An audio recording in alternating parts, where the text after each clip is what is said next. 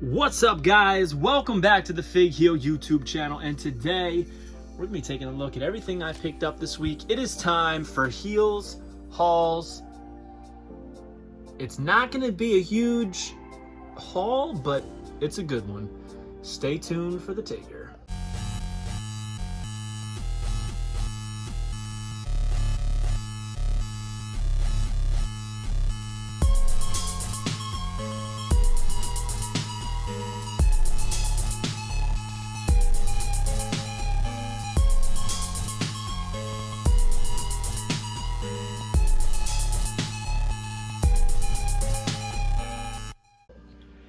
Alright guys, so as usual, Heels Hauls is brought to you by the Wrestling Figure Encyclopedia, featuring a foreword by Xavier Woods. This is the modern edition 2010 to present day, and we are going to be having the 2024 edition very, very soon, so stay tuned for that. Available now on heelbooks.com is the one you just saw, but we are going to get right into everything I picked up this week. Now, you may be saying, Heel, you picked these up last week. Yes, I did. But I didn't unbox them, so I wanted to show you guys exactly what we pulled on these. So, of the 4 mystery chase figures, Hulk Hogan, Stone Cold, Triple H, and The Rock, we got all but The Rock. So, I went on eBay and I picked up a Rock. So that is going to be in a future episode of Heels Hauls. I really like these Bitty Pops, but something tells me that this is the one and only release of these. They did refer to them as series 1, 2, 3, and 4, which I thought was interesting, but I consider it all one series. Some of the characters were like a little bit surprising to me. Like, I was surprised they included Jerry Lawler and Ricky Steamboat. Not that they're not worthy. Same thing with Mean Gene. Not that they're not worthy. It's just like I would have expected some other characters first before them. I'm happy about it. Less detail. Some of the paint apps not great. Like, look at Mean Gene's hand. Yikes. But I thought this was a lot of fun to unbox, so I really am hoping they do another set. I just don't think they will. Down here, our friends from Funko sent me this awesome Hulk Hogan big head. And this is Hulk Hogan in the war bonnet. He's got the Hulkster license plate around his neck, the Hulkster, I don't even know what that's called, on a motorcycle.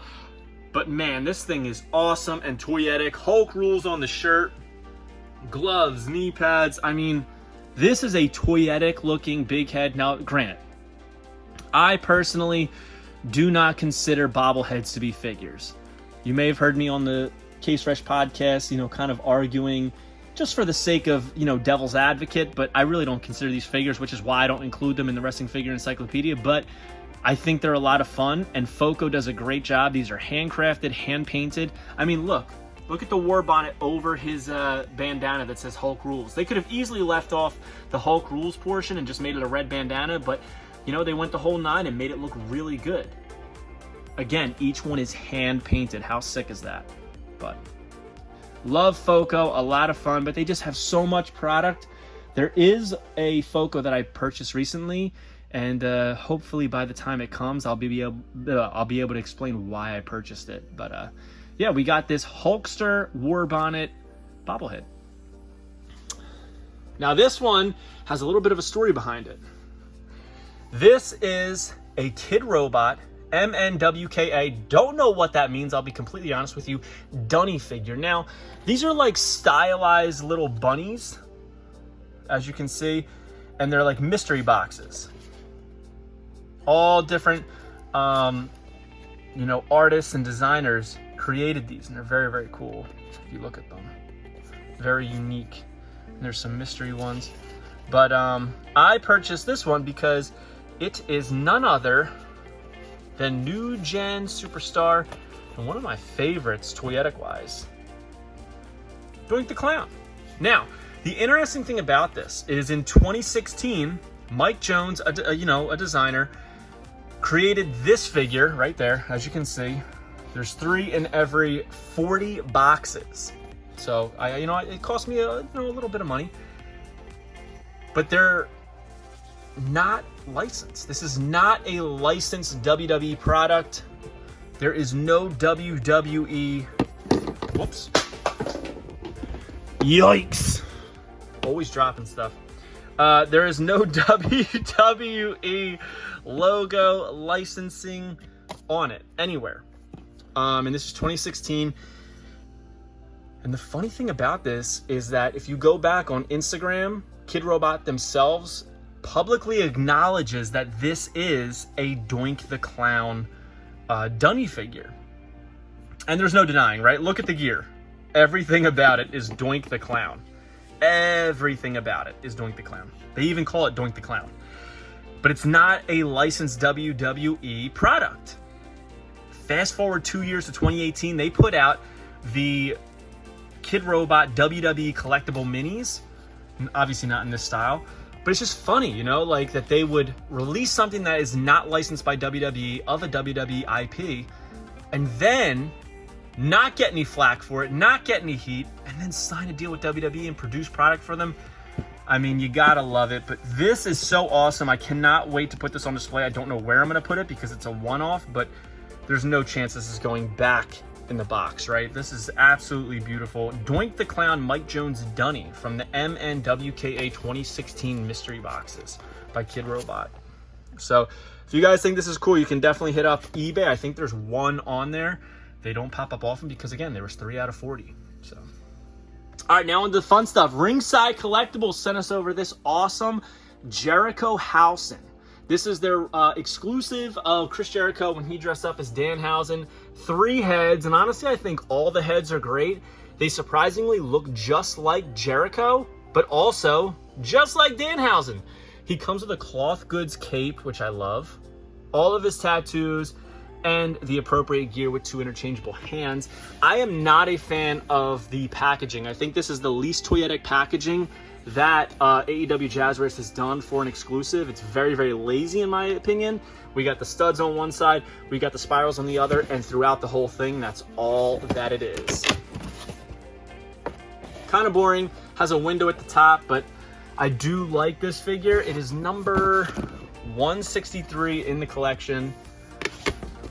The numbers are so odd. You know, when you consider that Unrivaled 15, which literally just hit ringside, is in the 140s, and this is 163. Absolutely crazy, but it is a great figure. Was it necessary in the line? No, but I think that's why it's an exclusive and not a mainline release. But, I mean, come on, look at that. It's Jerichohausen. AEW does have some pretty fun exclusives. We gotta give it to them. I'm just wondering how well this actually sold. Speaking of exclusives, our last get for the week is one that I've been waiting for since WrestleMania when it was supposed to arrive, and that is the Amazon.com exclusive Fan Takeover WWE Ultimate Edition Rey Mysterio. This is debut Rey, which I absolutely love. The red pants. I mean, I remember this day, right? Look at that. I love this head right here where they have the fist right against his head, kind of like how he would pose. It's got a Rey Mysterio t-shirt, the Cruiserweight title, open hands, which if you guys know me with Rey Mysterio figures, I love these hands, and a towel. For those of you that don't know, after Rey's debut match in WWE, he came back through the curtain, through Gorilla, patting down his face with a towel, you know, drying off the sweat and such, and Test absolutely annihilated him. So I think it's kind of funny they included this towel.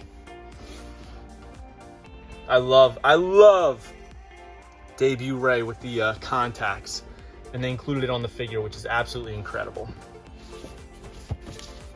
There he is, jumping out the sky like the theme said. Man, Rey was jacked then.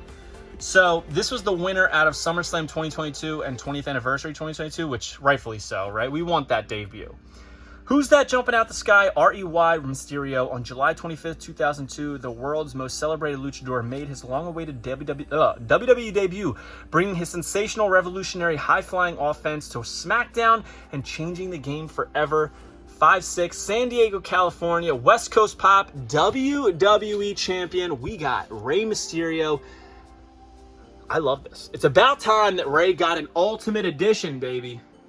So, I mean, he's got an Ultimate Edition, but I'm saying debut Rey. It's about time debut Rey gets an Ultimate Edition. Obviously, Rey Mysterio has an Ultimate Edition. Actually, we have it right over here. Boom. From the Ruthless Aggression line. This is a great one. I love the headdress on this one. But yes, we know he has other Ultimates. I'm talking about the debut.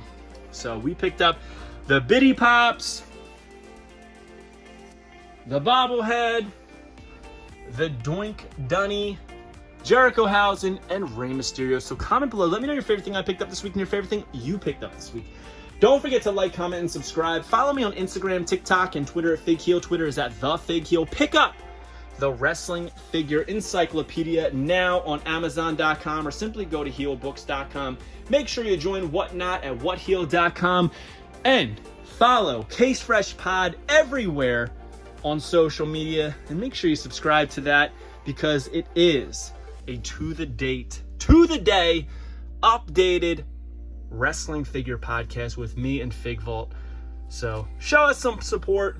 We're putting in a lot of work on that, and I think that you will enjoy it. We'll see you next time, guys. Thank you for joining me. I am the Fig Heel. Peace.